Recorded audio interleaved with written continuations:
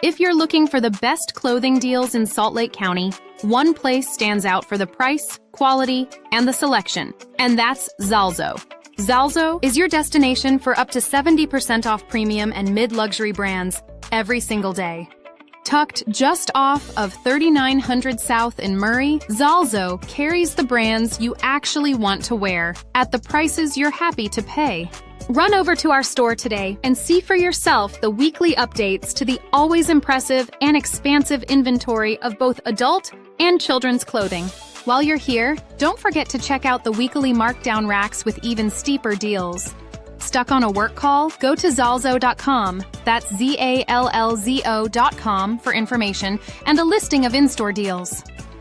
Zalzo, you'll come in just to look, but we know you'll leave hooked. As our coach said, it's going to be a dogfight, but we are ready for that, and it's 90 minutes, we need to give everything, so yeah, we need to be locked in. At the end of the day, the fans would see it, you know.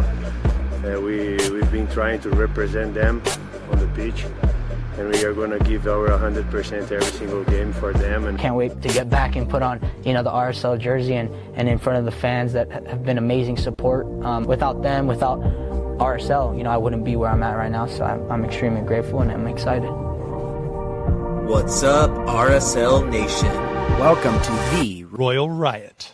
Zalvis gets it away. Catranis, the square ball. Diego Luna! It's Diego Luna now trying to turn. Luna! Oh, it's in! What a goal! A lot of space for Johnny Russell. Johnny Russell! His first start for Real Salt Lake. His first goal for Real Salt Lake. One magnificent from Real Salt Lake. And Noel Kaliskan with the best goal he's probably ever scored. Oh, turns, overlap on the right side. Gonzalez! Yes! Brian Ojeda.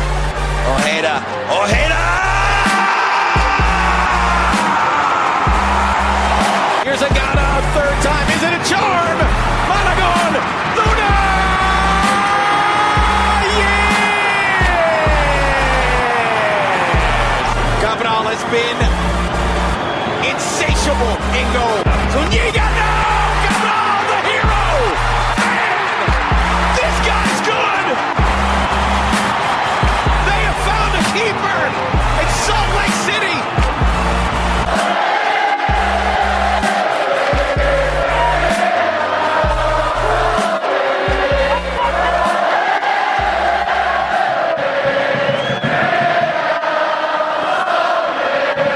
Welcome back to another episode of Royal Riot. We are joined here by Eldie and David, and boys, it is game day. RSL takes on Leon in the quarterfinals of Leagues Cup out there, Dick's Sporting Goods Park in Colorado. It's going to be a COVID atmosphere, but man, it is a big game. Biggest game of the RSL season, according to head coach Pablo Mastroeni. How you boys doing? Eldie, out there in Orlando yet? No, still Miami. Still Miami. I think I dropped the news last week. Maybe I didn't. But yeah, I am moving to Orlando soon. We're in the middle of buying a home. Pretty exciting, but all the stresses that come with it as well. But I'm doing good, man. And who would have thought? Listen, for all, especially you two, I'm pointing both my fingers at you two, and the majority of RSL fan base who are like, yeah, Leagues Cup, yeah. And it is the biggest game of our season right now, hanging on the line for us to get into the CCC. I just want to put it out there, buy into it. It is the tournament of dreams. You can get into CCC so easily. You realize that 14 out of the teams, 14 MLS teams and 14 League MX teams are still like, Leagues Cup, it sucks. Like there's 8 of us. There's 8 of us who happen to advance. But making it the biggest game too by sucking so hard in league play. We have to. That's what I'm saying. This is all we got. But that's same what I'm with saying. Columbus. That's what I'm saying though is aren't good in MLS this year. That's what's hilarious about Leagues Cup. But what I'm trying to say is that like you guys were so hell bent on making this tournament like the negative thing of the season, and now you guys have to root for it because it's like the only thing right now that's giving us any measure of success as a team right now. So I just think it's kind of funny how things work out sometimes. I mean, I don't have to root for Leagues Cup to root for RSL to get into Champions Cup. You are, though, because you have to root for this tournament to be a thing for RSL to be able to qualify for that tournament. Like, RSL doesn't get to that tournament without this thing. Okay, so what are they doing in MLS that's going to make them qualify for CCC? Tell me. No, I'm saying, like, you don't have to root for the tournament. We're already in the tournament. You can still be like, tournament sucks, but you get to be in Champions Cup maybe. No, like, that's trying to have your cake and eat it too. That doesn't work. Yeah, you can. That's the great part of this. You can't. You absolutely can. No, you don't need to have loyalty to a made-up tournament. That's a fence-sitting argument, but go ahead. And you're allowed to sit on the fence so hard. You're allowed to. None of us like the MLS playoff format. But when RSL's in the playoffs, we're not going to be like, no, this we don't Wait. You don't like the MLS playoffs or you don't like MLS playoff format? Because that's two different arguments. I think a lot of people like MLS playoffs, but not necessarily maybe how the playoffs are always ran out. The thing is, everyone's still loving an MLS more liked if it didn't have the most ridiculous format. And I don't even hate Leagues Cup that much. I hate the format.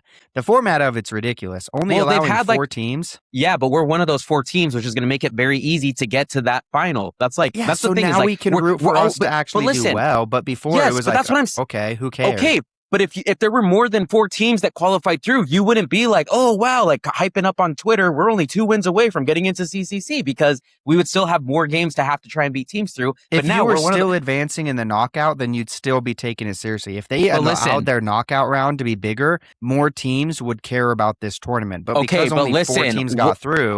And we're one of the 4 teams, Hayden, that makes it only 2 wins from getting to CCC. I don't understand what you're trying to argue here. We are arguing that you can.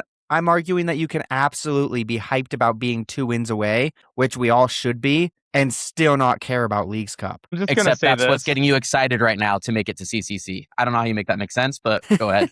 Go on, King. No, David agrees with me. How was your weekend, David? We just went right into the fire of debate topics, David, by the way. We'll get back to you. You're David, fine. the adults are talking right now. Yeah, David, the grown-ups are talking. You're fine. Stop being a baby. It is actually hilarious that all the teams outside of Chicago that advanced from MLS side are just so bad. Like Columbus, last in the East. RSL, 8th in the East. Austin, 14th in the West. Like, 3 out of the 4 teams that are moving on are just like, yeah, we suck in MLS play, so we got to go all in, baby. We're not winning anything if we don't. So, hey, if nothing else, it gives you another pathway. So, LD, you're right on that part. All right, David, stop babying. How was your weekend? Nothing. I didn't. All right, going and moving on. Just kidding. David, you weren't as cool as us because we went to the Orlando game, and LD and I had a great time. We actually met up earlier in the day. LD made me wait for over an hour in the hot sun of Orlando. He was just I'm sorry that I was just trying to make like one of the biggest decisions of my life up to this point about the next home that I'm going to buy and live in. It's not that hard. He's like, you showed me 3 great options. You could have just chosen one of them. I'm in the middle of like just getting into these intense conversations with a realtor, and Hayden's like, are we eating at noon? Or are we eating at 12:30? And where do we want to eat? And I was like, dude, I got bigger things on my plate right now. I'll text you back when I can get back to you. Yeah, but to be fair, we agreed at noon the night before, and here I am sitting there in the sweltering sun at noon, and he can't even text me until 12:30. Buddy, let's be real. The options were that, or you're just sitting in your hotel room. Let's not act like you were putting off much. These options may be factual. Yes. But no, may be factual. Hayden picked out a really dope pizza spot. It was a Detroit-style pizza place. Yeah, Soto's Pizza in Orlando. He's the man. He invited myself, my wife, and my son. It was probably the first time he'd seen Amy and Lucas since you were here in Miami, which has been like a few years now. Yeah, because they didn't go out. Well, they have gone out with you, but they've always been busy when they've come out to Utah. Yeah, and that was the first time I've seen you in Miami or in Florida since it was Miami. Yeah. So anyway, it was just fun. We had a good time. We sat there for a decent amount, and then my wife was like, "All right, you guys have been talking about soccer. Like, we got to get going." So she had a headache too, so it was like, "All right." Luca was just chilling though. He was having a great time. Yeah. Luca was in heaven. Yeah, he was chilling, just chowing down on some pizza. So he was having a good time. But Orlando was pretty sick. I mean, the atmosphere itself, it wasn't top tier. Like if it sold out, I can really see the vision with that stadium. 25,000 capacity, soccer specific. Like it seems pretty cool. The supporter section area is big. They got maybe What would you say, Odie? 3/4 of it, and that's probably being generous. Yeah, that's being generous. I would say like in between half. Like it was well over Probably like halfway 65. filled. Yeah, 65% is fair.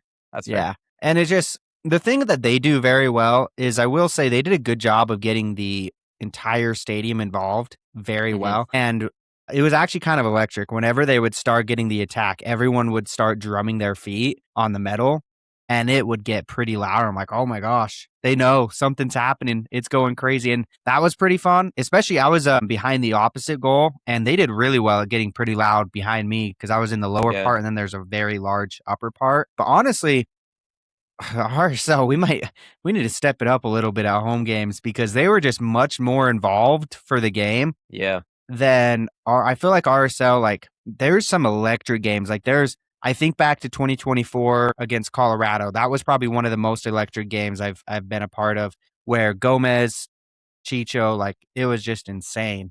That one was loud. Houston playoffs was really loud, but that Orlando game, dude, after that Griezmann second goal, holy, it got crazy. It got crazy. My wife had made a comment, and she go ahead, LD. I was just saying, my wife had made a comment, and she usually doesn't really care to comment about anything going on in the game or anything as far as the atmosphere of the game. But she looked at the supporter section and was like actually commenting the whole game on how good they were. And she was like, and that supporter section, same thing, probably was like 60 to 65% filled. Yeah. Maybe a little more. But she was like, they're loud and like coordinated and like they're just like doing a really good job of the supporter section. And she was like, I can't imagine how cool it would be if that thing was completely filled during like a really intense game here. Like that's what she was saying. And I agreed. Like I thought we were right next to the supporter section. We were on the like, I don't know what side that was, but we were not on either end of the goal, but closer to, sitting on one of the side views. And they were going like the whole time all night. And it was really fun to kind of be right next to them. So yeah, I thought it was a good example of like an environment that they can provide even when they're not all the way like filled up. So I think it could be really cool if you went to a game where, I'm sure an Orlando Miami game would be pretty fun there. That would be electric. Or I don't know if Orlando plays Chicago in Orlando. And in fact, I actually think they already might have. But just having another big superstar, because that seems to be what it really takes. I like the stadium location too, just right outside of like their actual downtown area. So pretty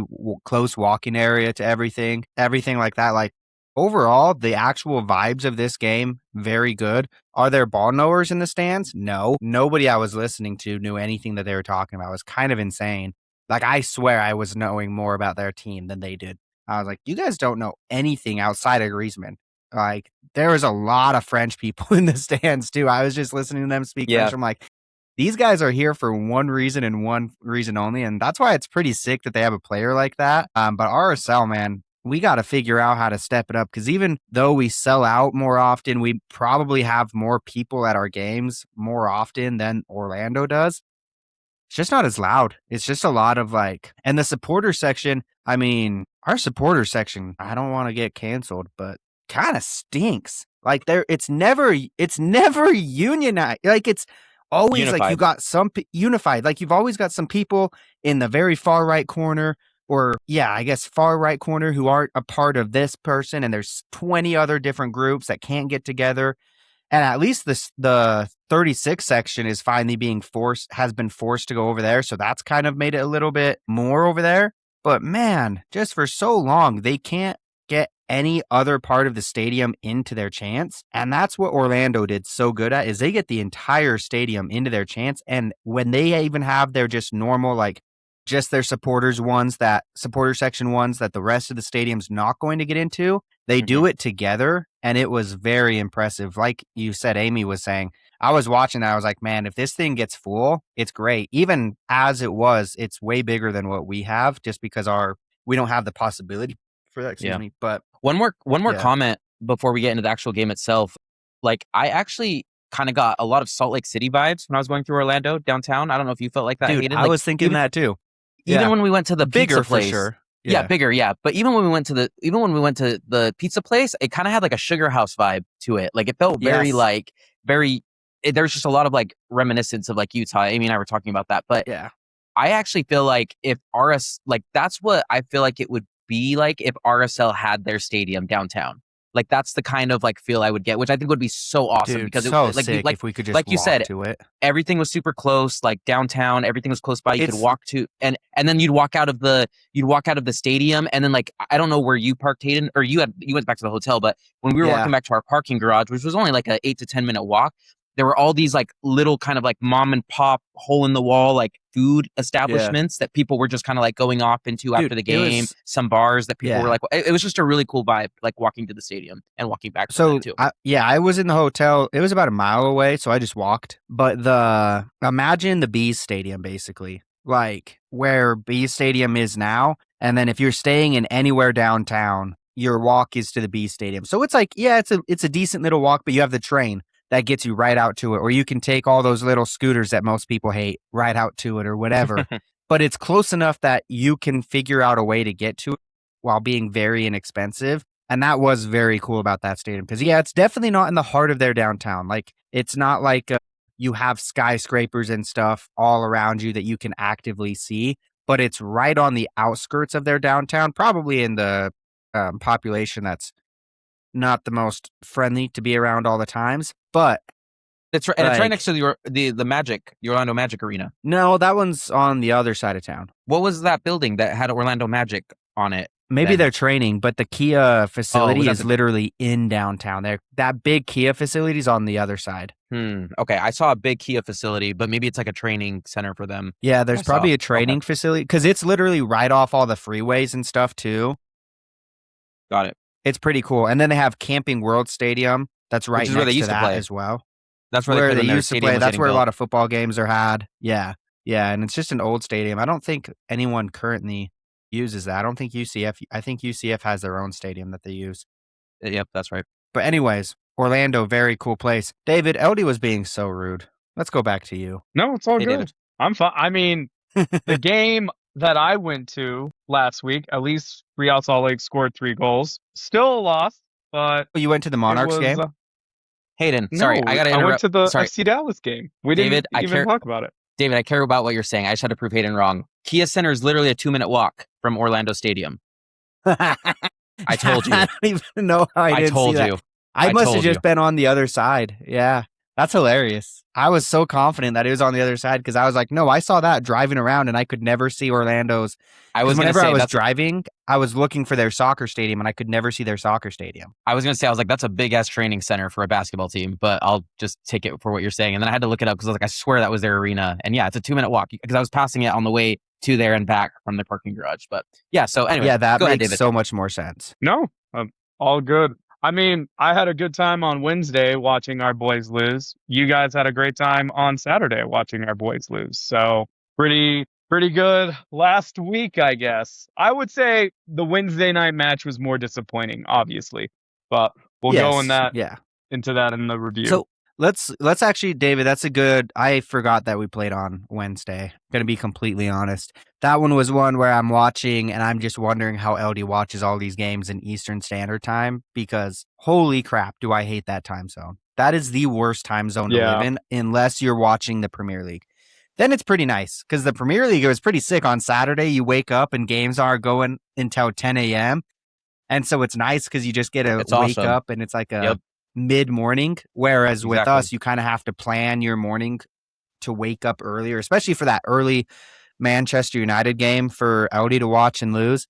You getting mauled by the Tigers. That was hilarious. Yeah, that was funny. The only reason I'm not super upset is because I got to see my boy Matt Crooks. Yeah, Matt Crooks, which is the first active RSL transfer to play in Premier League. So that's pretty cool that he went over there and made his way back up. He posted a really cool Instagram post the other day about how he's played in all levels from like no league soccer all the way up to Premier League now. I'm like, that's got to be a pretty cool full circle moment. And the fact that Hull didn't replace him from this season, because a lot of the times the championship team to the Premier League, they'll spend a ton of money because they get all that money from winning the championship. And so they'll use that to reinvest in their squad. And Hull absolutely did that, but they left Matt Crooks alone. And he played really well against Manchester United, according to FOTMOB. Didn't watch the game, but he had a green rating signal. So that's enough for me. RSL takes on FC Dallas, and this game was trouble from the beginning.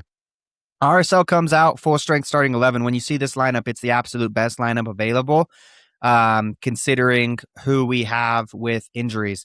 Juan Arias gets another start in this one.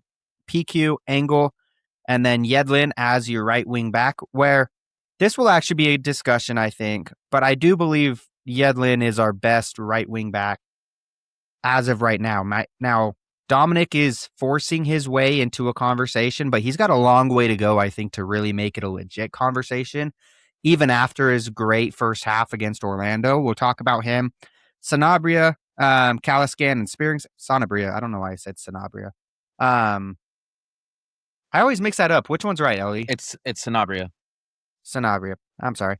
Luna, Salons, and Morgan Giavogi. Anyways, Dallas comes out and they have the Golden Boot tied man. I don't think he was the leader yet.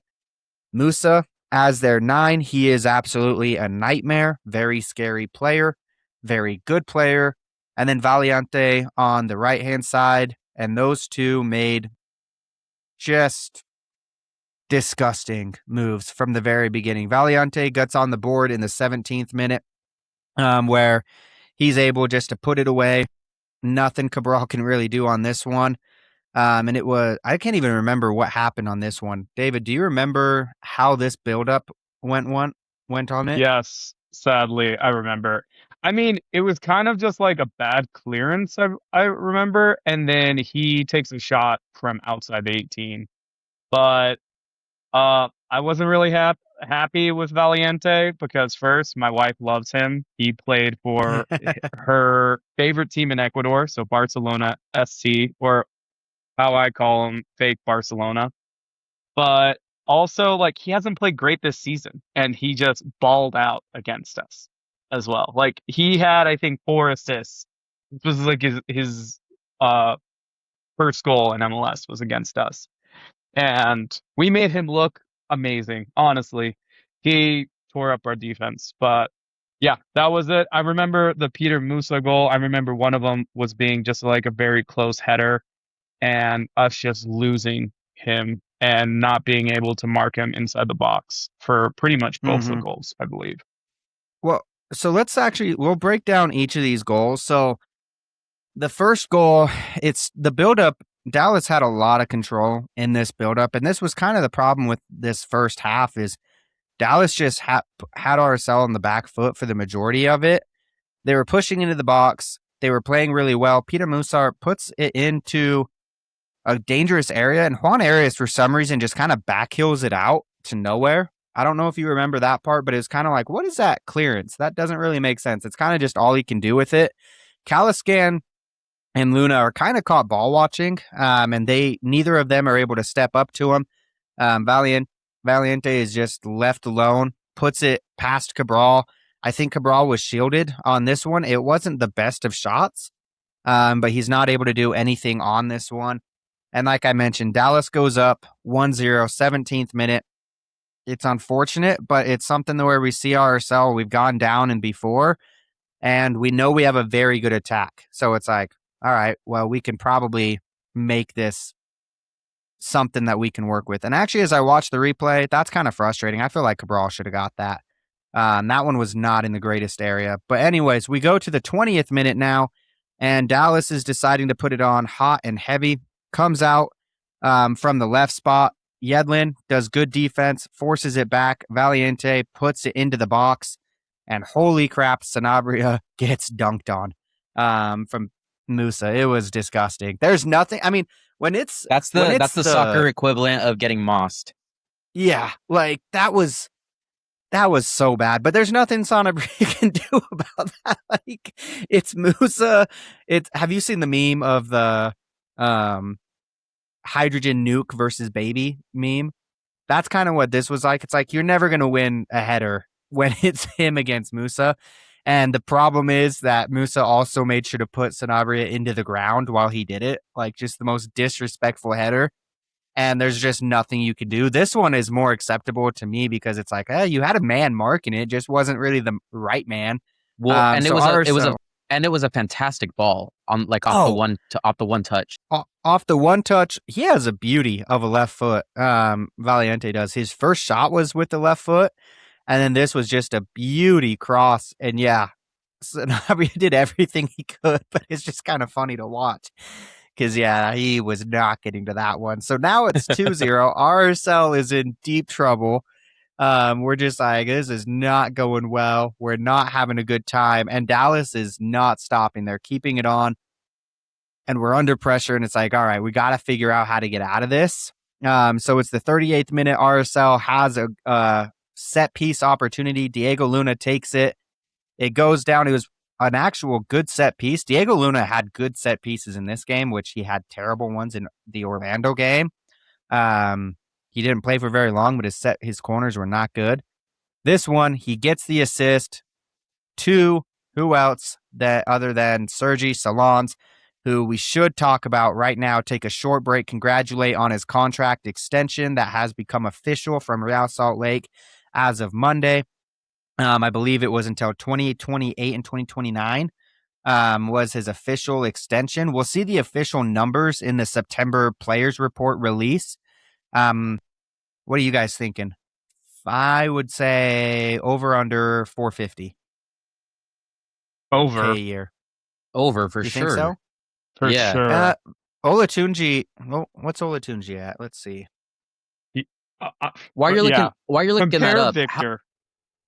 While you're looking that up, though, how cool was it that like it was like about half or less than half a year ago, this guy was on our podcast being like, "Oh man, like I just really hope I can get like 5 goals for the season to really like." Yeah. Like, it's just crazy to think where we were back in February or March, whenever it was that we were interviewing him, and to see where he's at now. Like it's such a cool story and journey we've got to see him on, and like the fact that I heard Pablo say on a radio interview that he truly thinks that Sergi is going to be the best MLS forward in the league, like in the entire league. Like I think that's just such a cool thing to see us lock down a player like that. And I don't know, there's something about like it's one thing when you got Corey Baird, who came and had a really good rookie season with us. Mm-hmm. It's another when you've had I mean, who are some of the other? I mean, Emekanelli, obviously, he came in and had a really good rookie season. Lawfulson coming off, Lawfulson's not a draft pick. Sorry, but his first year was right. But like Sergi Solans, I don't know what it is. Just like the fact that he's Spaniard and like he just comes in and like he was literally like in the academy for Genoa, right? Yep, Girona Academy. And like the fact that he was like in that system and somehow he ended up with RSL, and it's gotten to a point where there's After other two teams colleges too. And there's other teams in Europe that were looking at him and sniffing around him, and like the fact that we've locked him down. I don't know. It's just like a really cool story on his end, but like credit to RSL for like continuing to have that. Like they're starting to become the team that like I feel like you have to give RSL the top spot in MLS when it comes to finding these draft picks and making them really hit. They're the LA Rams of the MLS, should I say? Yeah. I mean, go ahead, David. No, for sure. And it's kind of sad that the MLS Rookie of the Year award doesn't go straight to like just draft picks and like college players anymore. I think they just do like the newcomer. Oh yeah. No, they ended it's it, right? Young Player like, of the Year. It's like young player, but yeah. honestly, So I actually don't think Salons isn't even eligible for Young Player of the Year. Yeah. He's only because you have to be 22 and under for that. So he's eligible for Newcomer of the Year, but not Young Player. And I would say that that's kind of sad too, just because I do give credit to teams like San Jose, right? They got Roberts, their center back, and he's played pretty well for them.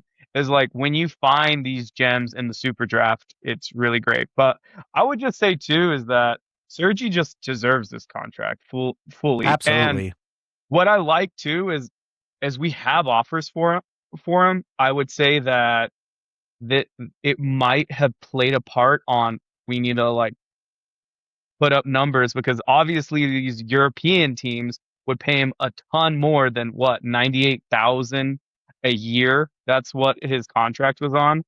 And so you definitely want to try to keep him for as long. Well, as long as you can right now, right? Because we talked about it, LD. If you sold Sergi Salons right now after selling Gozo, it's like pack your bags. Like this Right. season is like pretty much done. It was just to sell assets and make some money, really.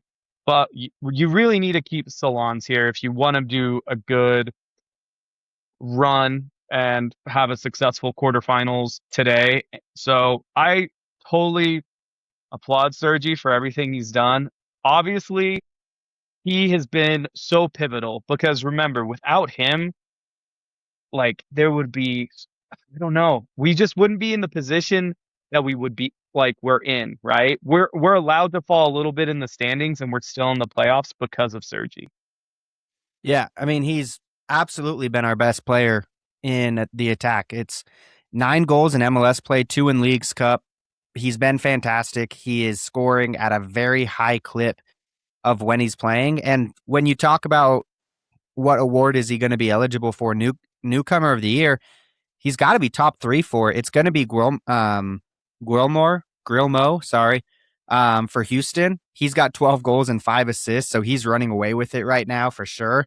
But Salons has absolutely has to be up there. And I think that this contract is, I said that it was probably the easiest decision the FO has had to make in a while because he's forcing that. You have to pay this kind of a man. And if nothing else, it gives you negotiating power down the road. You have him locked under contract for several more years with team options.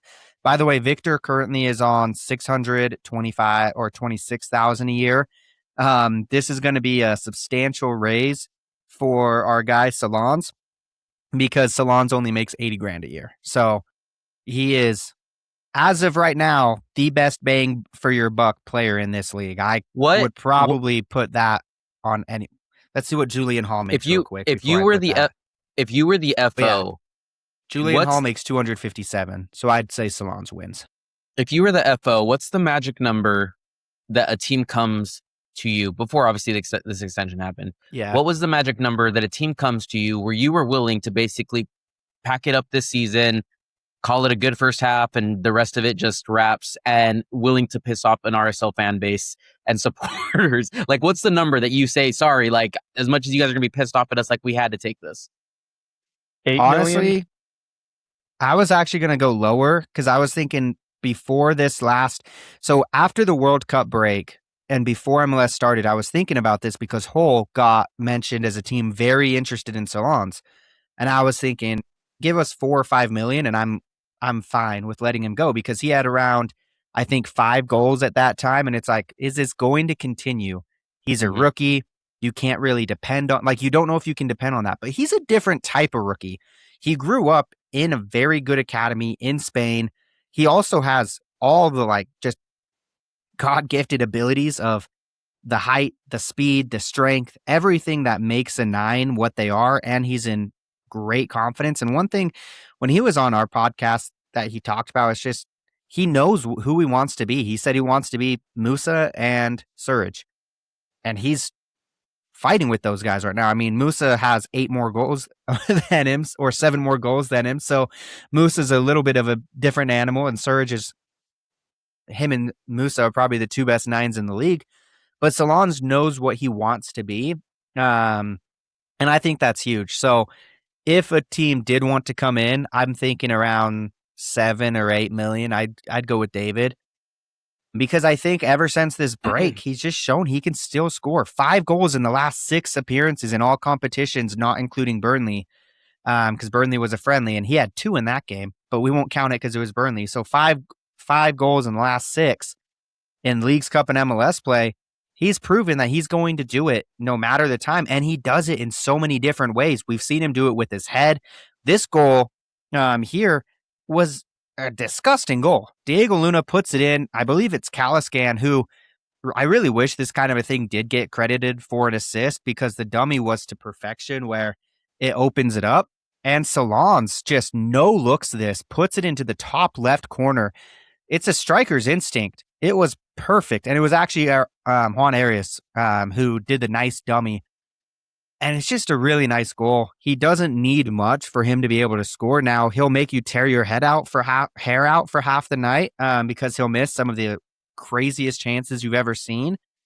But it's times like this where he really makes up for it. And I mean, just what a player he is. So can't be happy enough about that extension. But let's continue on back to the Dallas game. So RSL ties this game up, or excuse me, they're only down 1, and it's looking like we have a chance. We have momentum, and now it's kind of just get to halftime because we really should have scored in the 41st minute. A beautiful ball was put in over the top. It was Diego Luna, who had an absolute terrific game against Dallas. Puts in a ball where if this is Gozo, this is a goal. But it's DeAndre Yedlin at his ripe old age, who's also not an attacking player. And he just blasted over the crossbar. Don't know how he doesn't put this one into the back of the net. It should be tied right here. And anytime a big moment like this happens, you feel like you're about to get punished by the other team. Because the saying is, if you don't punish them on your opportunities, you will get punished when they have their opportunities. It's the 45th minute, right before halftime. And this was the worst goal out of any of them that RSL gave up. I don't know how you give up this one because, again, this guy had 13 goals going into this game. I don't know how you leave him open in the middle of the box. It's the most obvious. There are 3 Dallas players in the box. There are 7 RSL players in the box. One of them's trailing, so let's even call it 6. It's a 3v6. And nobody is trailing Musa. This is terrible from Stein Spearings individually. I will absolutely call this out. He was the trailing player, and everyone collapses on, I believe it was Moreno, who was the other player in the box. It might have been Valiente. I can't remember. It was just one of their attackers to try to get this, because it wasn't a dangerous error, right above the 6, and that Dallas player somehow wins the ball, and now Caliscan, PQ, Arias, they're all tied up. Caliscan and Stein are just ball watching. It's terrible. Stein is literally walking, and he is about 6 feet away from Musa, and he's the only one that's not currently occupied. Caliscan, at least you could make the argument that he was making sure this ball didn't get out to Moreno on the outside of the box. Stein, there's absolutely no argument. He let the absolute best forward in this league as of right now get the ball at about the 18, and he puts it away beautifully. Nothing that is going to go wrong with that one. And it was disgusting. 3-1. It felt like the heartbreak, and it really felt like this game was just about over at this point, because it was like, all right, we had the momentum and then we lost it. So any thoughts from you guys on that one? Well, yeah, that was the worst goal that we gave up that match, right? I don't know. Maybe you can say it was the last one too. You felt like the last one was really bad too, but at least the player that gave it up isn't. Everyone knows he's a bad defender, and so it makes it a little easier on the heart. If you're sourcing inventory for TikTok, Whatnot, eBay, or Amazon, Titanic Sales was built for you. We specialize in closeouts, overstock, and opportunity buys on name brand products. In this market, sourcing is everything. Titanic Sales brings you the deals that haven't been picked over, with pricing that leaves real profit on the table. Whether you're testing new products or are ready to scale, we provide a consistent flow of inventory across dozens of categories. Buy smarter, turn faster, and maximize your margin with Titanic Sales. To learn more, call Kevo today at 801-860-8061. Again, the number to call for amazing deals on a wide variety of inventory is 801-860-8061. Titanic Sales. Big inventory, bigger margins. University of Utah fans, we have fresh new gear for you to elevate your game day and everyday style. Check out brothersforlife.com. That's brothers, F-O-R-E, life.com, where you will find the freshest, officially licensed U of U merchandise. The Blackhawk collection is a dope accessory for fans, alumni, and athletes who rep the U with pride. The design blends iconic U of U branding with a distinctive Brothers for Life aesthetic, making them a standout addition to any Utah fans' collection. BFL Promotions can also assist you in creating custom-made products for your brand or an upcoming event. BFL Promotions is your one-stop shop for a vast array of promotional products and business gifts. Their extensive offering of products will ensure that you find the apparel, bags, drinkware, awards, and much, much more to help you promote your brand. Check them out today at brothersforelife.com and see why so many people use BFL Promotions to show up and to stand out. Yeah, we're gonna talk about that obviously, but one thing that I hate about just like the Spearings comment is that I hear how tired he is, right? I hear, oh, well, we're running our center midfielders to the ground. And it goes into a bigger conversation of we saw two center midfielders in Orlando and they both did a pretty good job and they have been both getting limited minutes. And it is true. Caliscan and Spearings have played, 90% of the games? We put like Griffin Dillon in there a little bit. And so, yeah, I could see how Spearings is getting mentally fatigued and just out of games a little bit. And I'm like, we have the players that we could rotate in for him.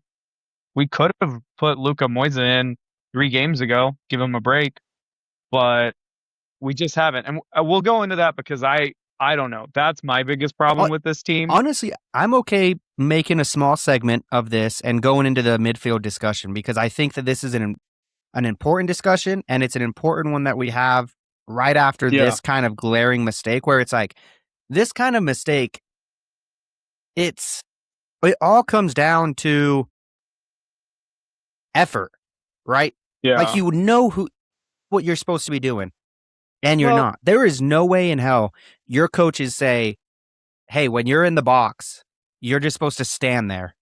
Like this is a pure effort or it's a pure looking around and not understanding where you're supposed to be, but it's for his experience. Like if Luka Moisa makes this mistake, I'm saying he's 18.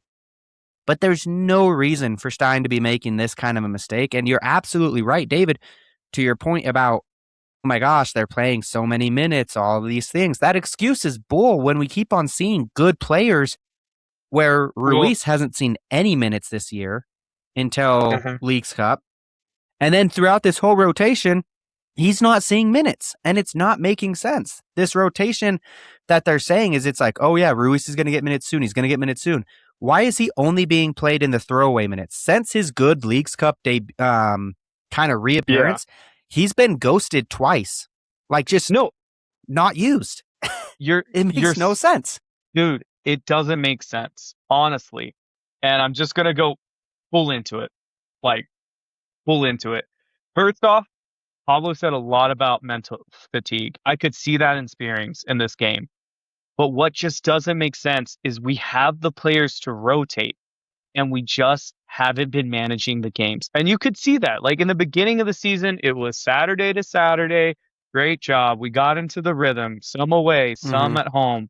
Okay, we were getting good results. Now you put just one Wednesday in there and we're trying to play the same players. And honestly, even in Orlando, I was like, why are we seeing Caliscan come in? Why are we even seeing Luna and Morgan? If you're really going to rotate players, why are we even just putting them in for 30 minutes? And we'll go into the Orlando game, which was horrible. But basically, what I think too is that, some players don't play well. I'm not the biggest fan of Dom, right? But he did play well in Orlando. And I'm just going to preview this. You take him off. Like he's having the game of the year and you take him off. We know probably that Pablo's not going to play him on Tuesday. I don't think he's the worst option, but I don't think he's going to play. He's and then not you going to play start. Saba. Yeah. But also you could say this about the center midfielders is like we brought in like the midfielder from Orlando City, Colin Gusky. And it's like, why did we bring him in when we had Luka Moisa the entire time? Like, they were like, oh, yeah, we shored up the midfield. And I'm like, well, the guy that shored up the midfield for us against Orlando has been here the entire time. And we could have been giving them the 10 minutes when we're up 3-0 against Houston at home. We could have been doing that, but we just we don't. didn't see Gusky against Orlando. So it's like, that didn't make sense, because I'm like, this is a full rotation game. Go full rotation. Don't put Caliscan in this game because he's going 90 against Leon. Don't put Caliscan in that. And I really think at this point, because it's like, oh, Emeka's coming back soon. Baloney. Can't have it. It's 2 years off. If you expect him to come back at his U.S. national team level, I don't think that's a fair expectation of the player. I think especially because it's in the later half of the season, you cannot bet on that. If he comes back and is awesome, great, fantastic. We are golden. That solves so much if Emeka is great, right? But the problem is you do have Wednesday games. And David, you said one Wednesday game. I do want to make it very clear. We've been playing back-to-back midweek games for 4 or 5 weeks. I just mean like putting that Wednesday game in, like one Wednesday, like ruins our rhythm of winning games, of getting results and rotating. Honestly, like I just don't feel like this FO knows how to rotate lineups. Well, and I don't think this is FO. I think this is coaching. I think that this is. Yeah. And I think, well, especially when we get told all the time, this team has so much depth. We have so much depth. We have so much depth. And injuries are killer. Injuries are killer. It's like Justin Glad that's a hurtful injury, right? Like mid-season, that's been hurtful. But other than that, you knew you weren't going to have Emeka. You have to adapt. Like that one hasn't affected this season. You have to adapt to that injury. Griffin Dillon, you kind of just figured out that you have a player in Griffin Dillon. Like that isn't a very new thing. You just figured that out, and you had Moisa first. So and I get with Moisa, they kind of stopped playing him because he had a string of bad games, and at his age, you really don't want to mentally affect him. So I actually agree with that, but you can give him 10 to 15. Also, they don't want to put him on the actual senior roster. He's an off-roster homegrown, and he can only be called up a certain amount of times before they have to put him on the supplemental roster. And once they do that, they can't undo it. My thing is, Moises for sure probably going to be on the senior roster soon, so it doesn't even matter. And we have spots, so I don't know. You could see that with Henry, though. Like, Henry had a great game against Orlando, and I know we're getting ahead of ourselves with saying this, but we always just hear, center backs are killer, and we just don't play some of the players that we have. And maybe it's because we just don't see value in them. Maybe it's because we agree, Hato, is that we probably don't want to see Pablo Ruiz on the same contract, or if at all, in a Real Salt Lake jersey next year. But he's what you have in the locker room right now. He can get you points now. And he's performing. You play and him. It's going with the hot foot, and the fact that he comes into Leagues Cup and goes crazy after literally being left home so many times this season, or being taken but not played. It's just, you have to start wondering. Kobe Henry, another guy, he had a fantastic game against Orlando, hasn't been utilized at all, and it's just starting to really bring out these issues, not even issues, but more very, very strong concerns with how this roster is being used and rotated. When you keep on having these guys, and maybe they're just playing up to a higher level because they're saying, this is my time to shine. Like Dominic, it's like, if you don't play well against this team, you really might not get another shot. You've already had like 4 or 5 good chances this year. Yeah. And so I would say Tigres like maybe was you get really his only big chance. Yeah. Tigres was but he bad. Played horrible. He played horrible. Granted. Well, and so sometimes you get those type of players where it's like they know they have to play well, and so they play up to the level. And I think that can be said probably about Ruiz. And against Orlando, I really didn't notice him. I didn't notice him for either way, good or bad. For a midfielder, I'd like to notice good, but also I didn't watch that game on TV. So I feel like a midfielder, it's kind of hard to see it from a behind the goal angle. So I'm not going to analyze that too big.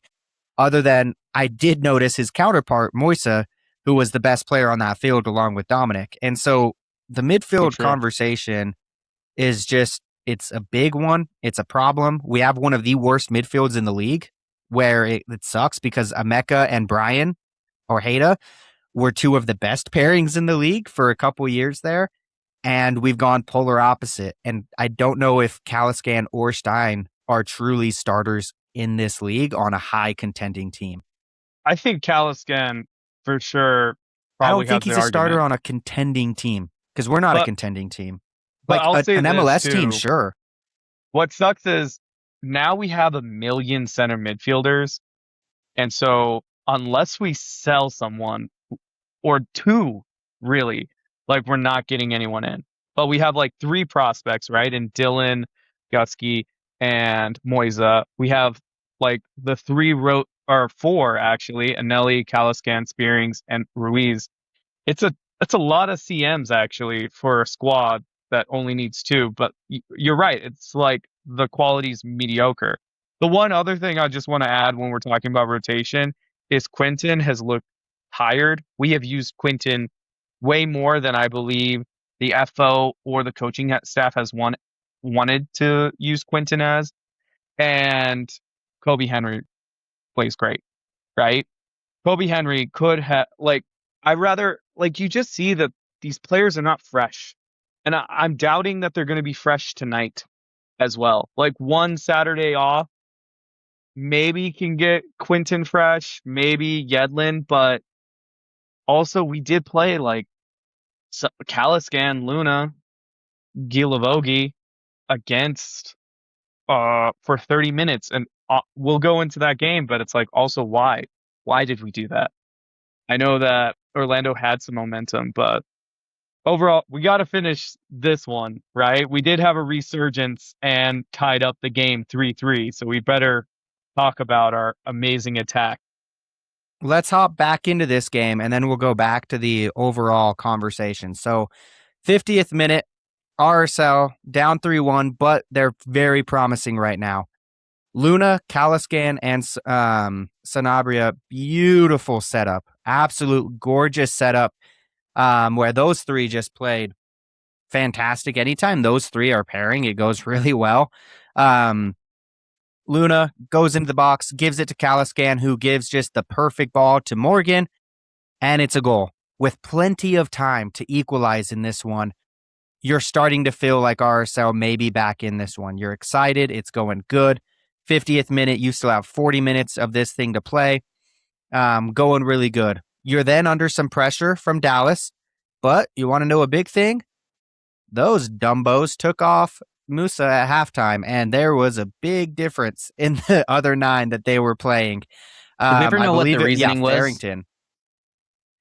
I think it was just rest. They also played it was a Wednesday game, and then they play Saturday. I would have to say it was just rest, and this decision alone almost killed them because Farrington was in so many good positions, and he just couldn't put us away. He was constantly in good positions, couldn't put us away. So RSL maintaining pressure really well.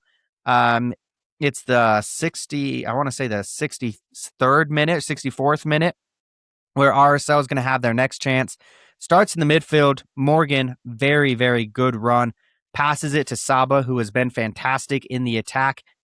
Beautiful ball over the top. And who else, if you expected Diego Luna to get a header in this game, you'd be right. Beautiful header past the goalie into the ground first and is able to get that one in there. RSL is tied after going down 2 goals twice. They fight. There's grit. There's everything that you want from a team to be able to get back. And the most fantastic part is all 3 of your attacking players got goal contributions, and they are all in elite form. We'll talk about the Orlando game later, but before this, Diego Luna, I believe it's 5 goals or goal contributions in his last 5 games. Morgan, I believe it's 6 in his last 5, and Salons is 4 in his last 5, 5 in his last 6. Our attack is hot, and it really made me just think, yeah, Gozo's really good, but we're not missing much on the attack because the attack is still going to be fantastic. Now, it is against Dallas, one of the not great defenses in MLS, and they were exposed against Vancouver. So just a team that might not have one of the best defenses, but our attack is very good. We're going to create opportunities, and our guys are going to be able to make the most of those. So Diego Luna gets his on the board. He looked absolutely thrilled about it. RSL would have a couple more opportunities. Pablo Ruiz tried his ultimate left-footed beauty in the 86th minute. It was kind of a poor shot in where it didn't really seem like it was going to make that much of an effort, but the Dallas goalie, Sororis, really struggled with it, and Victor Olatunji wasn't able to get his body in front of it, was a little bit slow on the move to get himself in front, and he gets bodied off. He would have had a tap in, isn't able to get there, stays tied 3-3. And at this point, we're pretty happy with a draw. I mean, yeah, you want to go with the win, but hey, when you're down 2 goals, you'll take a draw and you'll live with that. We get into the 90th minute, and this is where it all tumbles. Dallas goes on the left side, attacking Saba. Again, Saba's just, he's not a defender. He tries. He really does try. Yeah, I was going to say, that's like he did what he needed to in that position as a right wing back whose primary responsibility isn't to defend in those positions. I mean, so again, the problem is that he does everything he can to be some type of a, I don't know, I guess block in front of that player to keep him from getting a potential shot on goal. But you as a defender or someone in the midfield needs to understand, like, Saba's not going to be the guy that's going to be stopping a goal here. So, like, he needs to have that assistance behind him. And I feel like that's where we fell a little short is understanding where Saba's limitations are from a defensive aspect. I think he did everything that he should have done in that position. And I just don't think he had the assistance from the rest of his team to kind of help solidify that potential stoppage, which ended up turning into a goal. So, LD, absolutely right. Go check the highlights on YouTube, 9 minutes, 33 seconds in. So RSL fans, go to YouTube, watch the highlights, 9 minutes, 33. I want you guys to go and have a screenshot of this. 89 minutes, 58 seconds on the board. Benjamin, the young Dallas youth player, is going up against Saba. He cuts in. There are 2 RSL players in the box with absolutely nothing to do. Caliscan is going to go and mark Sarver, who was a menace against us. PQ, you could say, should be. Ruiz is tracking the other runner in the box, so Ruiz is occupied. This falls on DeAndre Yedlin. Odie, you made a great point about how you do need to be able to help, and especially when it's your right. And RSL switched to 4 in the back at this point in this game. So Saba was a true right winger at this point, not a right wing back. Difference is, I mean, not that much, but Yedlin should know that this is his man that he has to help mark, because anytime Gozo was in that position, he'd always have PQ to help him, or Yedlin, or whoever was that right wing back. You don't trust, or excuse me, that right center back. You don't trust the right winger the right wing back to really mark him that well. You hope that they can be pesky.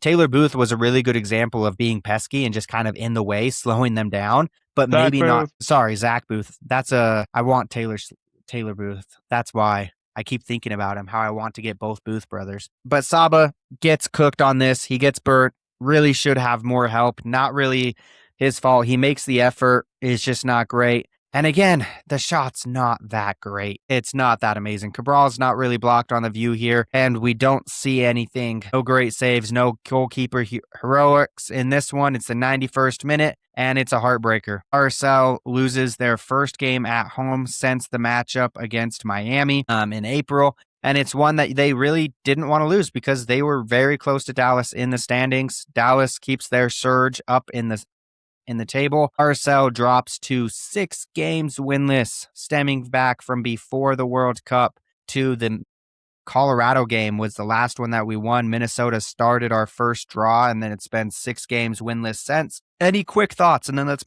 move on to Orlando. Just a tough game to drop at home, and I think the whole fan base felt that. Yeah. That one was really bad, and I think I feel like you were gifted the opportunity because this time the coaches on the other team were just really dumb, and you didn't take advantage of it. They gave you the opportunity to get back in the game, and you said, no, thank you, we don't want it. So RSL goes on the road to Orlando. This game has a huge asterisk on it just because RSL is playing Lyon today, Tuesday. August 25th. That's a very, very short turnaround, and RSL says we do not care about this game. We are going 100% full rotation. Even on the goalkeeper side, Cabral gets his first sit. Mason Staduhar is getting his first game. It's actually very cool because it was his first game for RSL colors since he was sent to us from Orlando. So very cool. He was actually getting a ton of love pregame from the Orlando fans. They really love this guy. That was cool to see. I'm sure it's a great full circle moment for him. In the back, you got Kobe Henry making his first MLS start since he had his loan, and then we decided to buy him. It is insane that this is his first MLS start. Why did we decide to buy a dude that you're not going to play? Anyways, Juan Arias gets another start. Keep in mind, he was subbed out in the 45th minute of the Dallas game. That was a questionable decision. He gets this start. And then Sam Junka on the left center back side. Katranis as the left wing back. Aiden Herzakani is also playing in this game up top with Lineker on the right side. I was really hoping we'd see Saba instead, but we do see Lineker. And then Olatunji up top. Midfield of Ruiz and Moisa. Welcome back, Moisa. And then Dominic as well. Moisa did come out in this game due to injury, but it didn't look too bad. He walked himself off, walked around, very fine. Just looks like he really gave the game his all. He played fantastic in this one. Really liked what I saw from Luka. Absolute beauty of a ball in where really should have been a goal. Dominic, player of the first half, had two fantastic opportunities, and if Crepel didn't have a ginormous save, RSL would be 2-0 up in the first half. It was a very, very good first half for Dominic. I mean, the center backs played great, just going up overall. I thought the center backs played really well, especially in the second half where they were under a lot of it. I know that's where Orlando got both of their goals. They did sub in Daryl Dike from the first half to the second half. That was the game changer. I was watching him specifically, and Juan Arias was tasked with defending him, and he did a fine job, but the problem is it opened up Griezmann way too much, where RSL center backs were then having to collapse on the very big nine who was getting in very deadly spots. Griezmann was able just to get a lot of rebounds, and it was very unfortunate. The place went crazy. Once they had momentum, it was over. As soon as that momentum switched, there was really not much we could do. We tried to throw in Diego, Saba, Morgan. Noel came on because of injury. Sanabria came on. I don't understand what the point of bringing those guys on was. It's not even just to like stay game fit because they literally just played on Wednesday. It's not like you go a week at a time, not playing a game all the time. So I don't really understand the point of playing them. David, go ahead. So I listened to Pablo's post game. I don't know. We got outcoached. I'll just say that. But I guess he said that Aiden, they knew he wasn't going to go to 45. I don't know if that has to do with that type of injury because he's been playing even in Leagues Cup. He went 61. Yeah. Yeah. Well, they said they didn't even know if he could go 45. So that was a planned sub to get Aiden out. I would say too, I don't know. Overall, we got outcoached in one sense. We didn't do any defensive subs, and we could see that Orlando came out of the gates better, 100% better. They had 0 shots on goal, 0 XG the first half. You have to give credit to Moisa, Henry. The whole starting 11 did amazing for the first half to really make it a boring game for Orlando fans. A boring game. And Dominic Marchuk's goal was, of course, great. A little bit out of nowhere, but a transition goal. And honestly, this is what's crazy. Dominic is so great in transition, actually. That's what you notice. He's good in transition. Yes. But once they set up their defense, he can't get behind a defender to save his life. But we got to...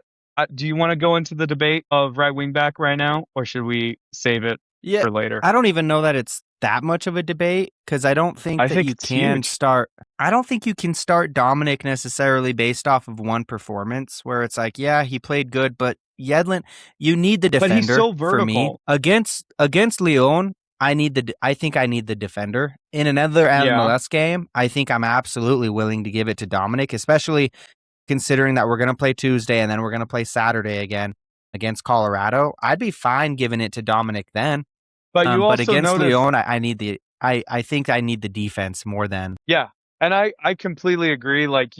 You definitely lose something in the attack, but too that Saba is just not a right wing back. You saw it in this game too. Like I don't know who the player was, but on that second goal, he let him come into the box. Like Oh my he gosh, let him dude, just he like was. dribble into the box, and it I was think it sad to was see, Justin honestly. Ellis. I think it was Ellis Hmm. or it was Spicer. One of those two. They were just making his life hell. He was in the pit of doom and despair over there. It was not good for Saba. I don't think that he's in the argument, honestly, to start at right wing back. If you're going to start him, it needs to be in the right wing spot, but Morgan's there and you're not going to pull him. And obviously you love Saba. At this point, I think he's just terrific off the bench. And then you don't have to deal with those cons as much on the defense. Yeah. Don't you At feel least like you have to. don't you feel like Pablo should be toying like around with the formation a little bit with all these injuries? Like I feel like we're trying to For stay sure. so like we're trying to stay so committed to our formation that Yeah. worked for us when everybody was healthy and what got us to any level of success at the beginning of the season. And I feel like there has to be a point where you're like, listen, like we might have to go like drop 5-3-2 or something of that nature. Something that gives us a little bit more. Or even just a true 4 in the back. We Like, could do that too. Yeah. We could do what we did last year, which was like the 4 in the back.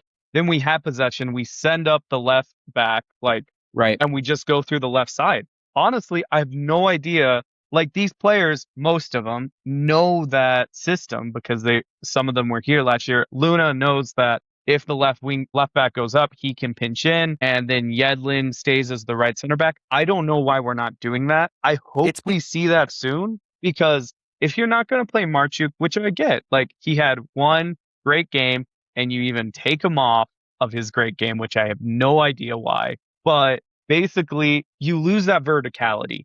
You lose that verticality if you go with Saba, because he's not going to defend as well as Yedlin, and Yedlin, he's not going to attack as well as Saba.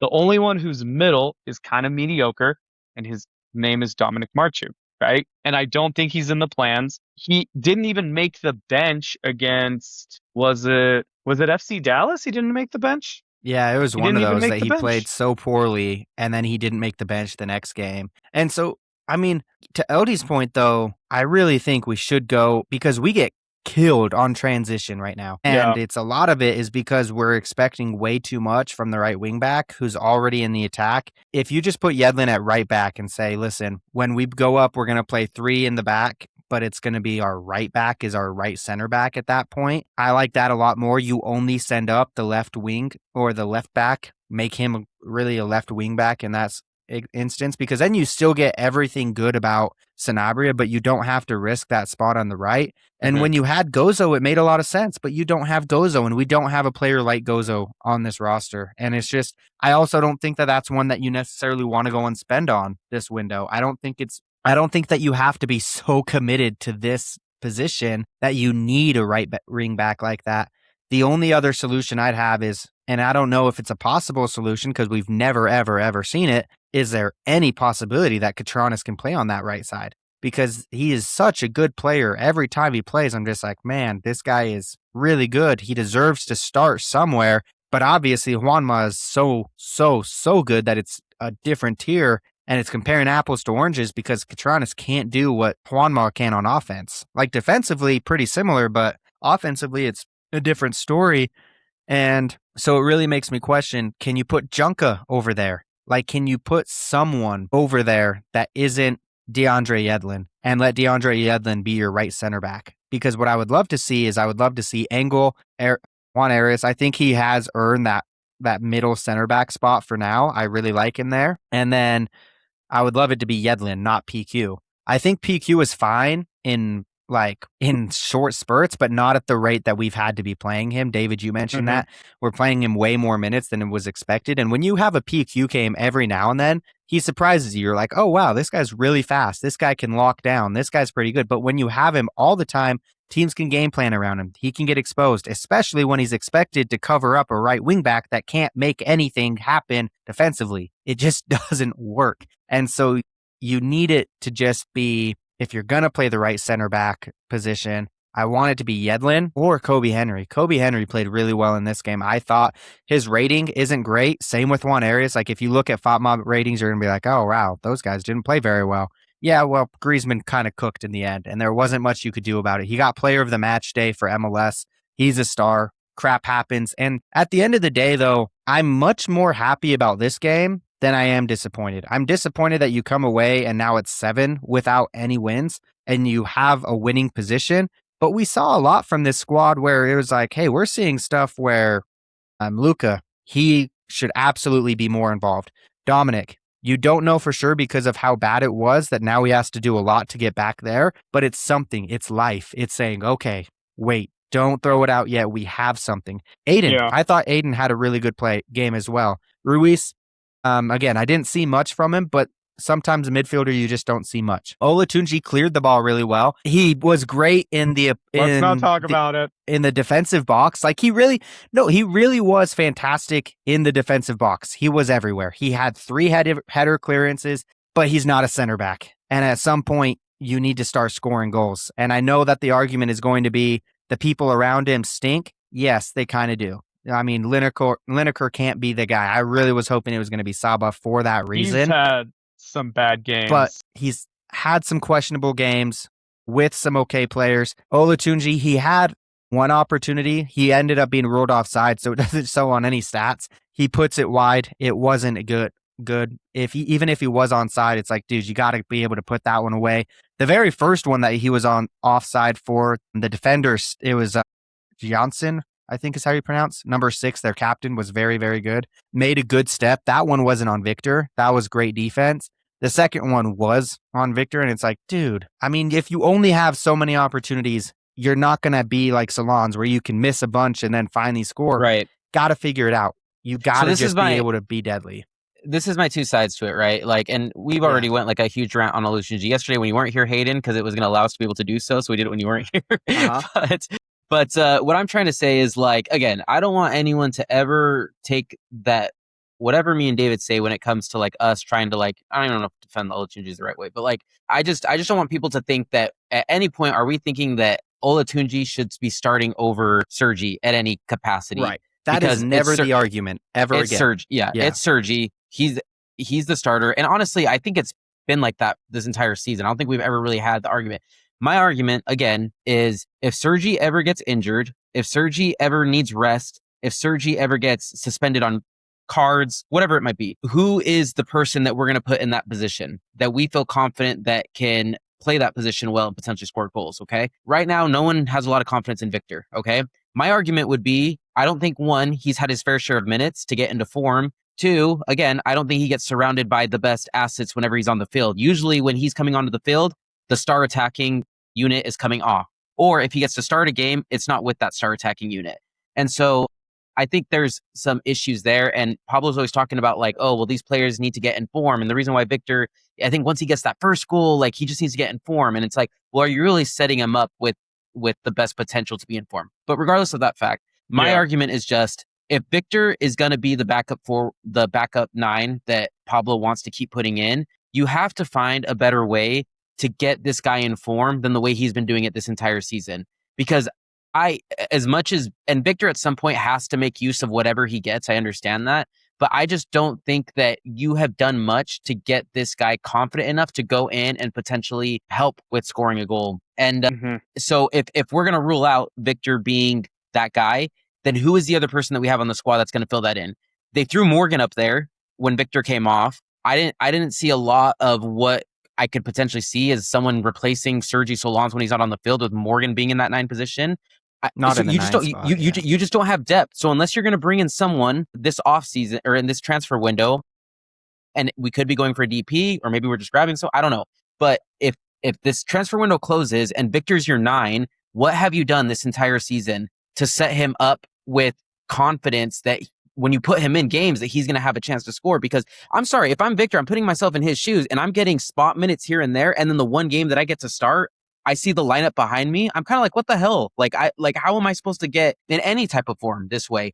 And anyway, so go ahead, David. No, and to go to your point, I was so like, I heard that Ilabogi and Luna are coming on. I was like, oh yeah, like I can't wait to see what Victor can do with these two. And then it's like, but Victor's coming off as well. And Lineker is the only one that's going to stay on in the front 3. I was like, yeah, you're not giving this guy good opportunities. And obviously, he wasn't playing bad, right? He wasn't playing horrible. He was playing too defensive, but he was about to get these two amazing attackers, and then you take him off. Like, so I agree with LD in that sense. And honestly, I could say that about so many of these players, though. We could say that about Pablo Ruiz. We could say that about Kobe Henry, too. Is like, how are we supposed to, like, Hato, you said it. We hear that we have an amazing depth, right? We have good depth, but then we just don't rotate these players in. And it was kind of what I said at the beginning of the year with Catranis. Is like, we have to play Catranis sometimes, because at the end of the year, when we have to play Catranis and he doesn't play any games, and we're expecting MLS quality or a mid-form player, it's just not going to show up, right? And we did give Catranis minutes in the beginning of the half, and we do give him these minutes right now. So he's done great. Honestly, he's done great. He wore the captain armband. I don't know if we mentioned that, but honestly, I feel like you could say that with so many players on the squad as well. Let you go. The hard part with Victor is that he plays the 9 position. And like you said, Hayden, if you're a 9, you have to score goals. That's what people grade you on. At the end of the day, like, you can be the best teammate and you can be the best. Get back on defense. Yeah. You can be the best bodying up a center back to give him all your attention so that the other player can make a run in and score. Like, you can do all that. But at the end of the day, as a 9, you have to score goals. And the reason why it's easy for people like Pablo Ruiz and Luka Moisa, I don't want to say easy, but maybe easier for Pablo Ruiz and Luka Moisa to come in and not have played for a long time. And if they just show that they can hold the ball well, possess the ball well, make some good passes, have some link up in the midfield, they've checked the box. For a player like Victor, you have to score a goal, which is much harder to do.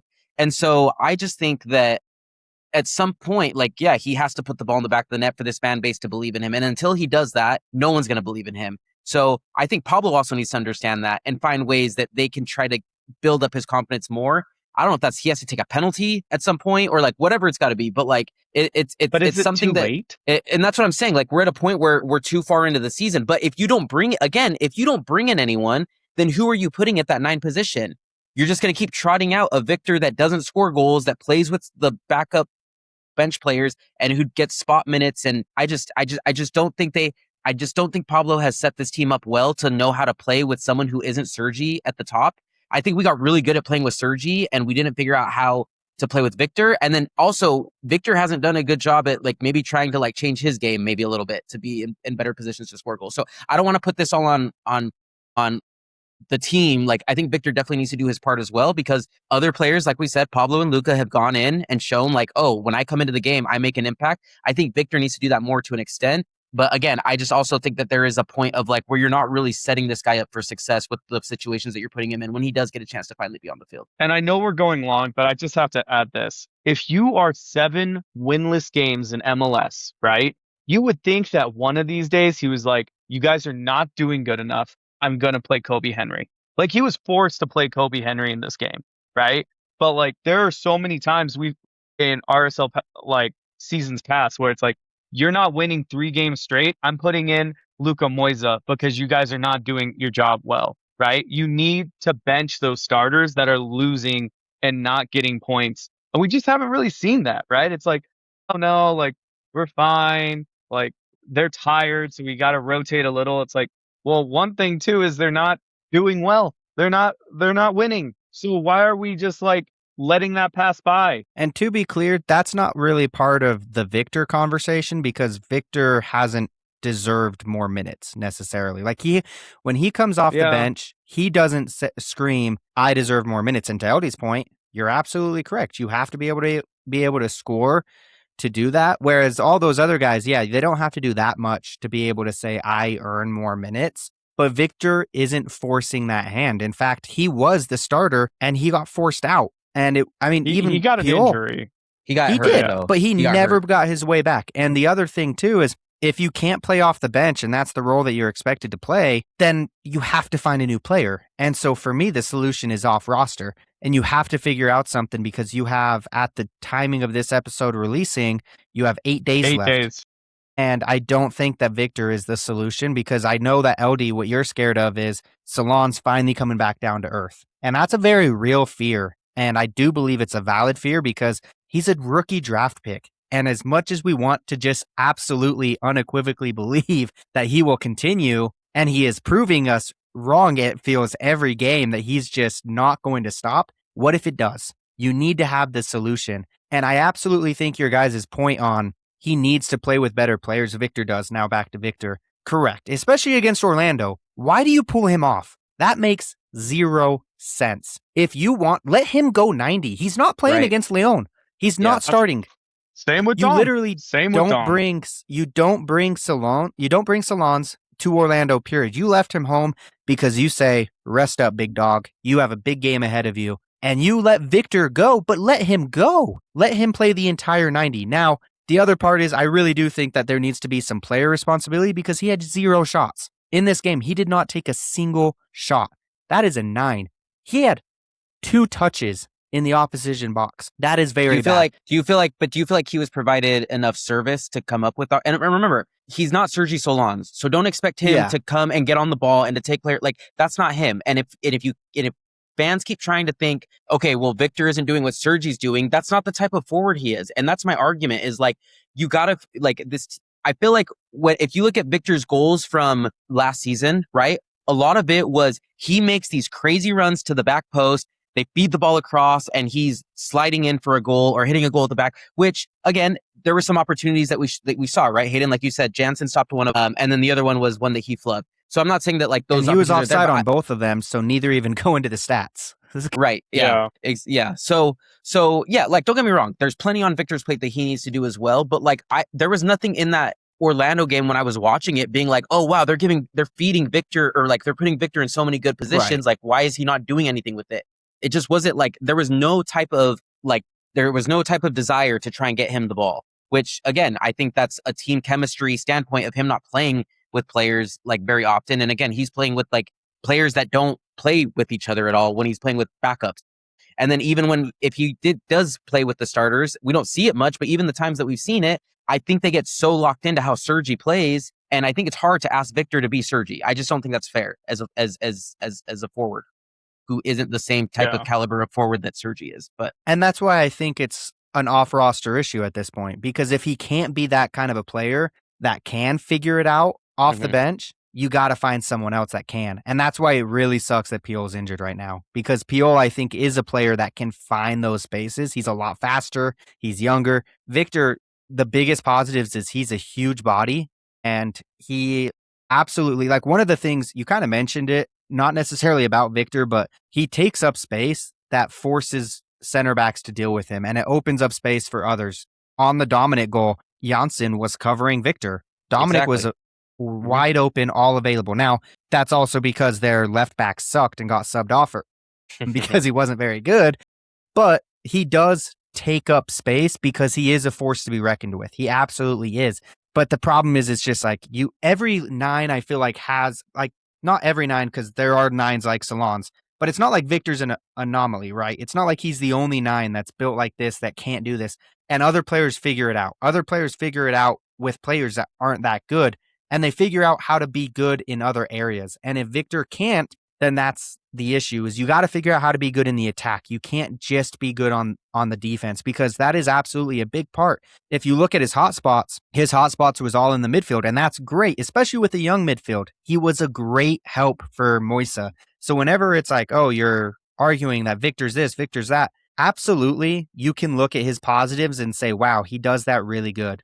But at the end of the day, he plays the most pivotal position on the team at all times, where you need that goal scorer. And it does come down to, does RSL set him up for success? Probably not. But does he earn those minutes? Probably not. There's these head scratching ones where it's like, Orlando, you have the easy one. You don't even bring Salons. Like, I did not think there was a sub that you could have made that was like, oh yeah, we can sub him off. Why would you sub?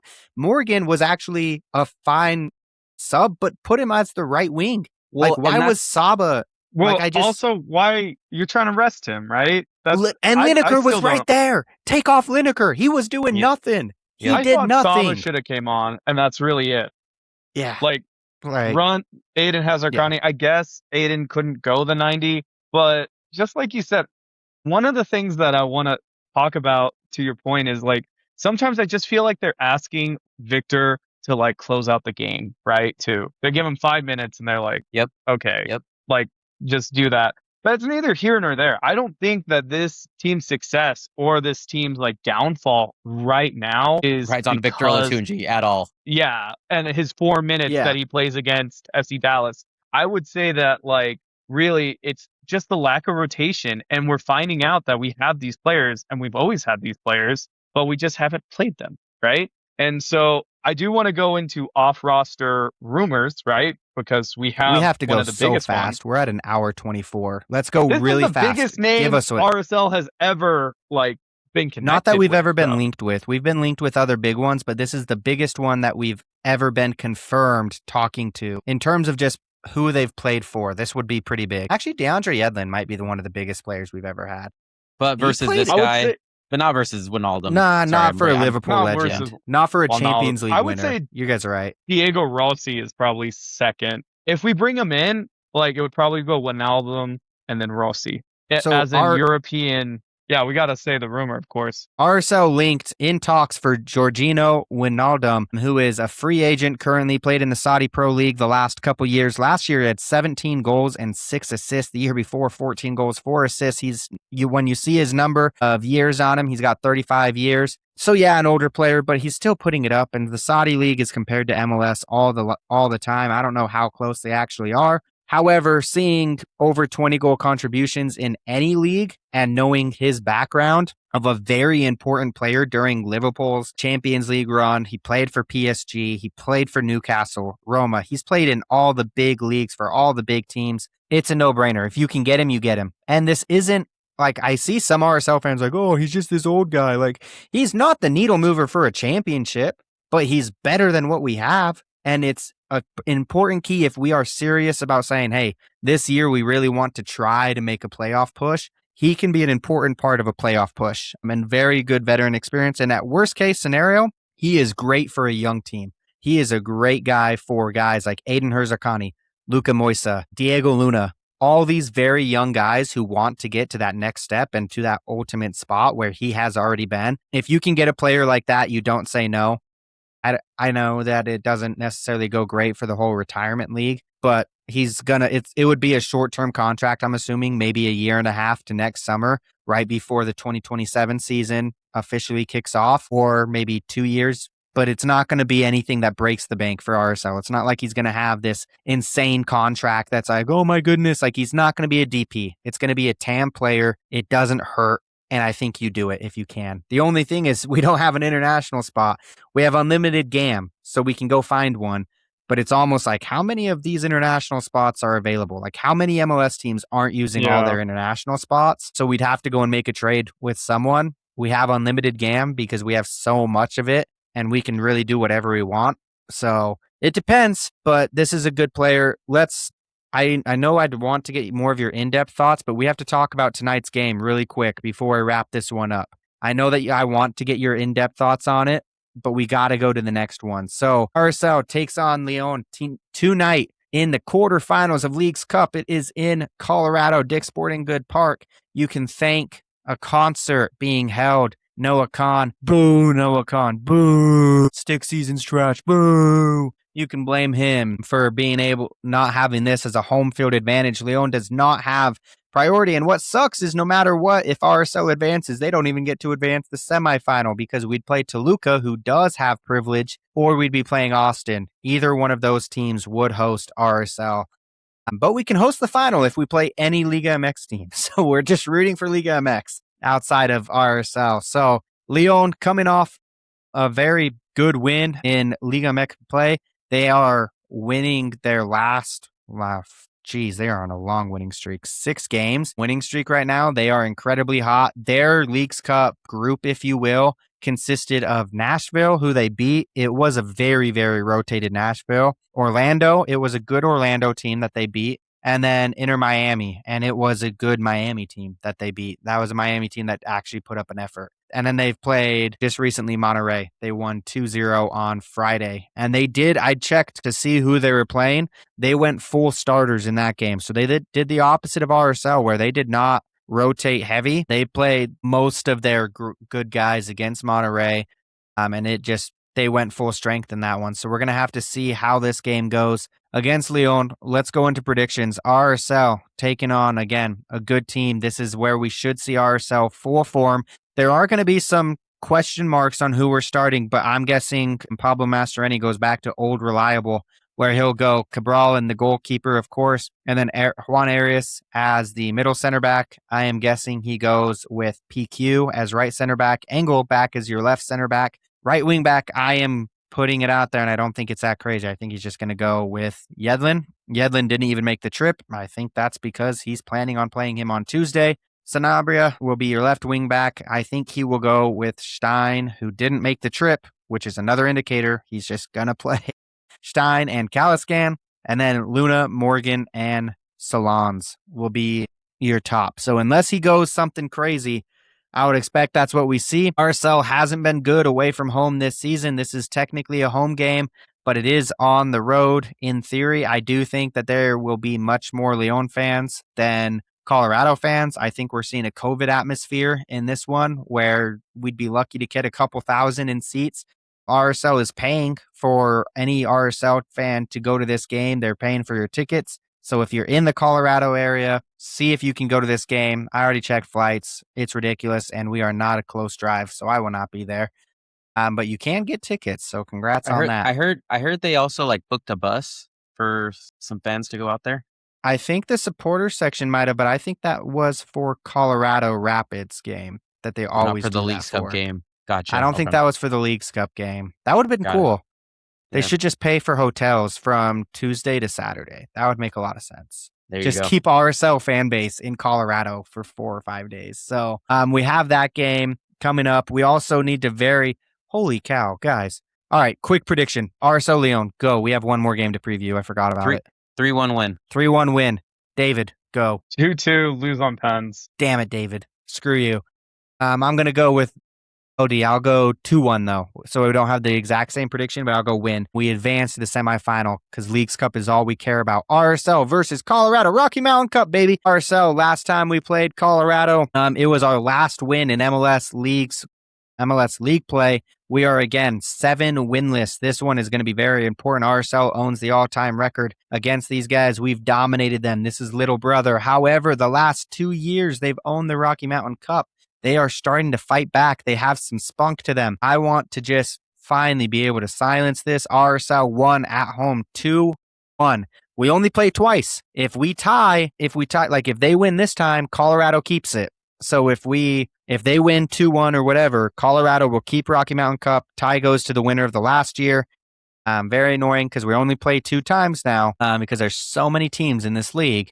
We only get this opportunity. A tie wins this thing for RSL. So tie on the road would be great. However, when you look at the standings, you're saying, RSL, please break this win-less streak. We really need something here. It's Colorado. They're not that good. At home, Colorado is 7 wins, no draws, 3 losses. And away from home, RSL is 1 win, 3 draws, 6 losses. So not a great recipe for success there. RSL, Colorado. RSL is 8th in the Western Conference right now with 28 points. Colorado is 7th, also with 28 points, also with 2 goal differential. They actually have the first tiebreaker, which is wins. They have 9 wins compared to our 8. We do have a game in hand on Colorado, so we'll make that back later, but it is against Seattle, who's actually the worst team ever made, so that might be an easy game in hand. It wasn't looking so, but they're on, I think it's 9 straight losses. No, they finally got a draw. They got a draw against Cincinnati. They did it.